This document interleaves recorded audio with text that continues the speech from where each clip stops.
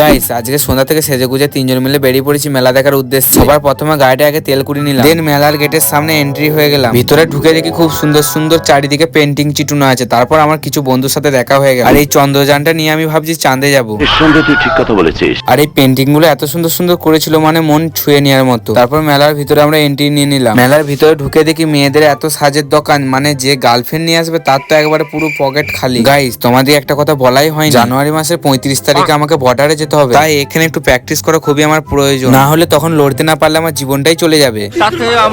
থাক আর বলতে হবে না। বাই দা ইচ্ছা করেছিল একটু নাগরদোলায় চড়বো, কিন্তু মেন ব্যাপার হচ্ছে মানির প্রয়োজন। যাক মেলা তো অনেক দেখলাম, এবার হচ্ছে খাবার পালা। আর আমার বন্ধুদের এত মেয়ে নেশা, যে স্টলে মেয়েতে ফুচকা বিক্রি করবে ওই স্টলেতেই ফুচকা খাবে। তাই আমি আর কি করবো, ওদের পাল্লাতে পড়ে খেতে হলো। যাক ফুচকা তো খেলাম, ফুচকা খেয়ে খেয়ে আর পেট ভরে, তাই আর একটা দোকানে এসে চাউমিন আর এগরোল অর্ডার দিয়ে দিলাম। চলো তাহলে আমরা খেয়ে নিই, আর ভিডিওটা এখানে এন্ড করছি। তোমাদের ভিডিওটা কেমন লেগেছে কমেন্টে জানিও। বাই।